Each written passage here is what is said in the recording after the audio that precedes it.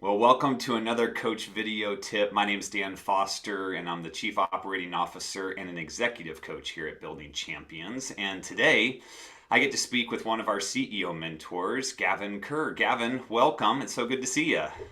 Thank you. It's a pleasure to be here and to join you and share some thoughts with all of the audience. Yeah, thank you. Gavin, today we're talking about executive well-being, and I think this topic really ties nicely to two principles that we have on leadership here at Building Champions. One of them being better humans make for better leaders, and self leadership always precedes team leadership.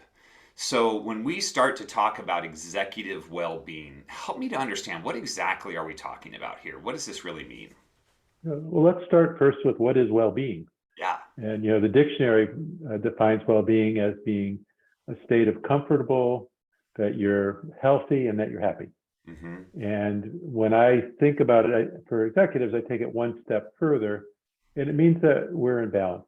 That Yeah. we're in balance physically, mentally, Mm. spiritually, socially, that we have a deep sense of sort of groundedness.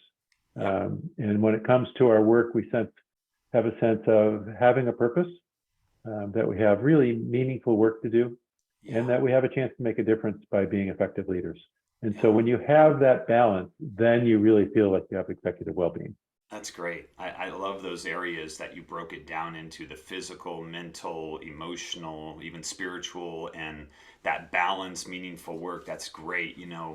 Too often I think we get into the habit of just asking people, hey, how's your day going? And if they say good, we're thinking, oh, well, they're doing great. Gavin's fine. He said good. And so let's move on.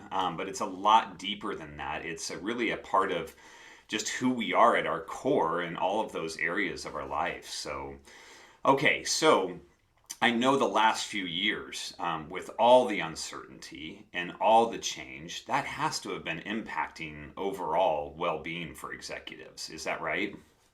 Absolutely. There was just a study that I saw by CEO Magazine that said that 72% of CEOs Mm-hmm. are struggling with anxiety Oh, and wow. are fearful for their work.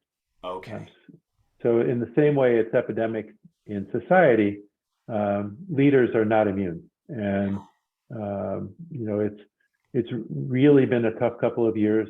Isolation as a senior leader is an issue for all of us. Yep. It's very difficult to be in those. Lonely at the top is real. Yes. But then you add to that the pandemic, the social unrest, all of the many issues that leaders are struggling with, both in their work, in society, and also in their families, is a huge challenge for people. So it's not surprising that well-being is an issue. Yeah. And we really can't separate the well-being from home versus the well-being at work. It all comes together, and especially when with all of us working from home, or a number of us still working from home, I should say, it really kind of blends in together, doesn't it? It absolutely does, and the military talks about VUCA Yeah. in the battlefield, and I think Hmm. all leaders are in this world of volatility, uncertainty, complexity, and ambiguity. Yeah. And it is pervasive through their leadership roles, their personal roles, Hmm. and so it's taking a toll. Yeah. Yeah. Absolutely. So let's talk about that toll. When well-being is not going good, or it's low, let's say for an executive, what sort of impact does it have on leaders and organizations? When leaders are feeling a high degree of anxiety and uncertainty, Hmm. it carries through the organization, Yeah. in big ways and little ways. Organizations feel like their leaders are distanced from them. Hmm. I remember one time, when I was the chief operating officer at the Children's Hospital, Hmm. I was completely distracted about an issue walking through the hospital. Yeah. And it got back to me that people were concerned that I wasn't making eye contact. Did that mean layoffs were coming? Oh, And wow. so the shadow of a leader, when we're feeling anxious or distracted or uncertain, really carries through, Yes. and they feel less engaged, less supportive. Yep. Um, Leaders talk about not having any time or energy to think.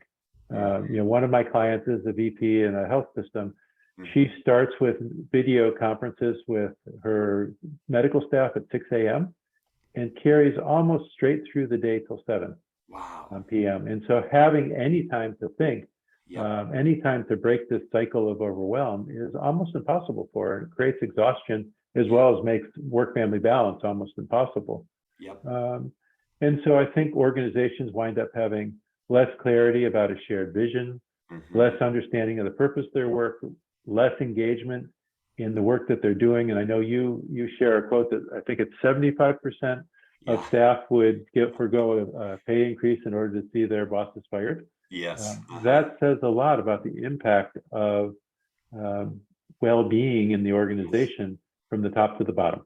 Yeah, absolutely. And I was reading another, I think it was a Gallup study the other day that said when an organization makes employee well-being a priority for the organization, a stated priority, and they back it up with actions, that you actually see engagement and productivity both increase by over 20%. And so people Wow. are craving that. They want that focus on well-being. And I think it does go to that whole idea that better humans make better leaders, and better humans make better employees, and better humans make up really great culture. And if we can focus on helping people with their well-being, then our cultures are going to be strong, engagement's going to be high, and we're going to produce the results that we want. So Makes all the difference.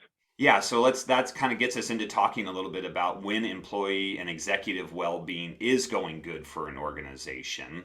Let's talk a little bit more about the positive impacts that can have on the organization.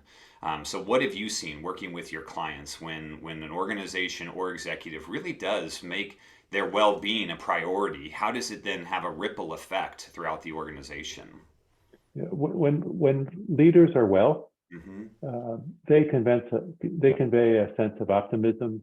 Yeah, They convey a sense of hopefulness, and for many organizations, the challenges are so difficult that people are losing hope.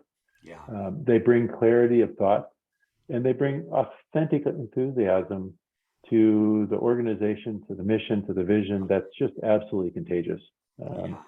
and so, they also recognize that the well-being of their organizations are critical. And Mm, as you said, it has a 20% increase in productivity. yeah.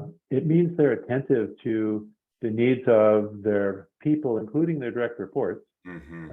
And they're thoughtful about how do you lead change in a period of enormous uncertainty and VUCA. They're really thoughtful about collaborating with the organization in terms of being clear about the vision and seeking to build alignment around the strategy. They make strategic bets in a way that recognizes that the resources of the organization are stretched, Okay. that as scarce as financial resources are, Hmm. human resources, energy and time and attentiveness are equally difficult. So they're Yeah. thinking really carefully about how do we preserve the well-being of our organization by being clear about our priorities, Yeah. how much the scope of those priorities can extend Yeah. while still providing great service to your customers. What's Yeah. the sequencing of of those activities so that things can be implemented successfully rather than a lot of stuff and see what sticks. Um, and they have really good change management systems Mm. so that they can make sure things get done. Yeah. Yeah. I love it. I love it. I love what you talked about there. The clarity that they bring, the alignment to purpose and vision, and how that really does bring hope to people when they have a leader who is clear and they're seen as taking their well-being seriously. It kind of affects the whole organization. So I love that, Gavin. Thank you. Yeah, and Um, taking their well-being seriously, just in terms of how it affects the organization, yeah. can be really small things. Yeah. So Let's talk about that. Yeah. an example is oftentimes CEOs and other leaders don't sleep very well. Yeah. Uh-huh. And so they wake up at 3 in the morning and start sending out emails across the organization. And suddenly it's sending a message to the organization that, hey, we need to be up at 3 a.m. and we need to respond to this within 15 minutes. Yes. And so those things where we're not taking care of ourselves Yep. multiply to others in the organization not taking care of themselves. Yes. Boy, I'm guilty of that, man. I've sent those emails before, and right when you hit send, you all of a sudden you realize, oh, wait a minute, what if they read this? And you kind of all of a sudden realize the impact that you're having. So, all right, what are some other tips, Gavin, as our listeners and our viewers are thinking about their well-being? I think they're resonating with this idea that if it's bad, it has a tremendous impact not only on them but their organizations and the people they lead. And when it's good, it can have positive impact. But what can they actually tangibly do? What are some practical things they can do to help improve their executive well-being? There are several things that really work. Okay, good. The first is, building off of the last point, is sleep. Yes. Sleep is incredibly important. And when you become sleep deprived, you become like a drunk. Your clarity and thinking is not there. Right. Your judgment reduces. And most Americans are living in sleep deprivation. Leaders are the worst. I've had leaders said, "Well, I can sleep when I'm dead." And the truth of the matter is, you're also going to speed up when you're dead, That's right. but you're That's also not exactly. going to be your best for your team.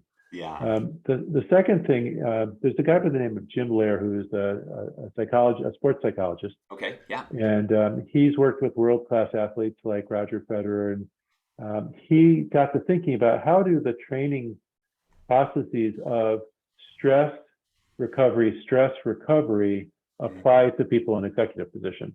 Mm-hmm. And so he wrote a book called The Corporate Athlete. Yeah. And essentially what athletes do is, in the course of a day, a week, a month, a period of time, a year, they have cycles. And so for an athlete, if they're running intervals, they'll run 1 minute hard, 1 minute quiet Right. rest, Yes. 1 minute hard, and they'll do 3 hard days a week and 4 rest days a week, all the different periodization things. Well, that applies to leaders as well, because the Okay. demands of our jobs are relentless. And so best practices show that if you schedule yourself to be concentrated for 90 minutes, that's about the maximum that anybody can concentrate. Okay. You then need to take a break. It doesn't have to be a long break, but it needs to be a total break. Get Yep. up and go for a walk. Get away from the computer, get a break, and then go back in and dive for 90 minutes. And if you're Interesting. hosting meetings that are longer than 90 minutes, Yeah. you got to build a break in so that people's clarity of thinking can be sustained. Yes. A second part of that is take a vacation. Yeah. So many times leaders feel they're indispensable and they can't take a vacation. Mm-hmm. And my belief, and actually what I required of folks in our organization, is that you take every day of your vacation, because Yep. it allows your productivity to be far more effective. And if you can Yes. take a 2-week vacation once a year, it makes a huge difference, because most of us don't relax until Thursday from the stresses of work. So And true. by Friday, we're ramping up again. And so you Yeah. never get the Exactly. time for recovery. Yeah. Um, Yeah. and then the other thing is being really courageous and creating boundaries. Mm. Boundaries mean saying no to things Yep. that you don't need to do. Boundaries that mean delegating work to others that maybe you could do better, but Yeah. you need them to do so that they can contribute their best and highest use, and you Sure. can focus on the things that only you can do. It means investing your time as it being more precious than your money, Mm. and making Okay. really wise choices. Yeah. Um, and it can be very countercultural. When I was at Pepsi, Mm-hmm. there was a real focus on FaceTime, which was before iPhones. Right. So FaceTime meant you needed to be seen at 8 o'clock at night, or you were not going Wow. to progress. Okay. And I had 3 young children at the time, Mm-hmm. and I wanted to be home for dinner. So I made an absolute commitment, which felt like a huge risk to my career, Yeah. that I was going to be home for dinner at 6:30, which meant I needed to leave at 5:45, because it was a 45-minute commute. Yep. And unless it was a huge issue, then I would stick to that. I was sure I would get fired. Nobody ever said a word.